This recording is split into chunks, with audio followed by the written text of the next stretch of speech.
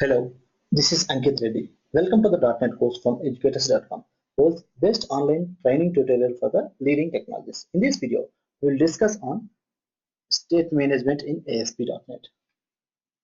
So, what is the need of a state management and what we call it state management?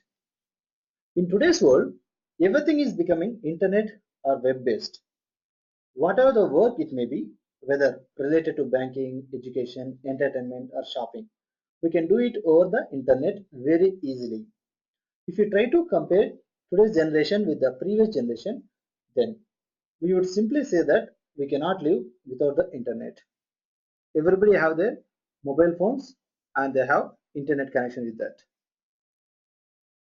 Without mobile and without internet, we cannot expect nowadays generation. So let's come back to this definition of the state management. State management. So we can split this into two words. One is state management. We are managing something that we are managing called state.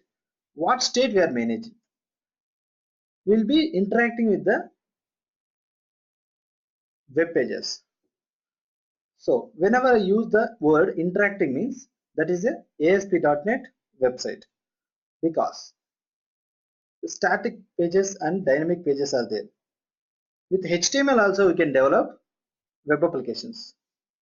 Those are static content, means that it will be having a data.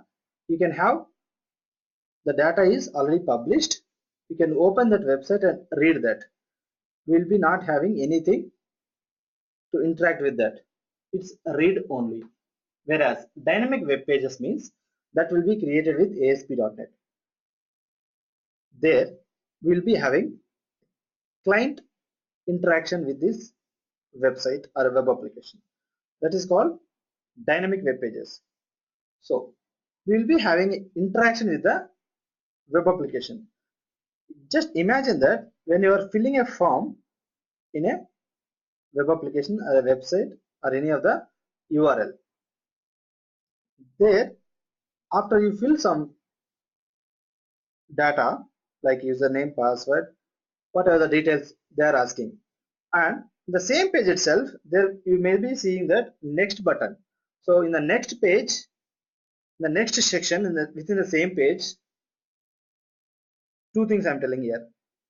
Within the same page or into the next page, within the same page, next section, then after you went to this next section or next page, you realize that the values you provided are not correct. You wanted to update it. When you go back, the data will not be there. So you need to enter from starting. So here people will get irritated. So to avoid that getting irritation from the users, we have to maintain the state. State in the sense data. We need to maintain the data on a web page. So maintaining the data is called state management. We'll be managing this data different techniques. Again, we broadly categorized as two types. State management types are client side state management, server side state management. Whenever you hear this word client side, means it is related to the browser you are browsing any kind of web application or a website. That means client side. Server side means the coding you are writing in a .cs file. Whenever you create a page or you have added a form, homepage.aspx, that's called ASP.NET page.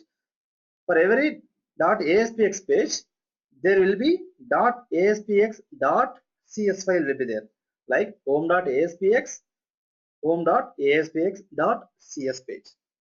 So whatever you are writing in a source mode, there will be HTML content will be there. That is called client side coding. And whatever you are writing in a homepage.aspx.cs file, that is called server side coding. We'll be writing server side coding with C#.NET. Remember that whenever we wanted to create a web application, we need to have these core skills like C#.NET for server-side coding, ASP.NET to create this web application, and if you wanted to have interaction, you will be having a database. That database will be using SQL Server database. So these three things are very important to create a web application. Understand? So state management like that, whatever we input to the web page or website, we will be managing that data. So state management can be defined as a technique or the way by which we can maintain or store the state of the page or application until the user's session end.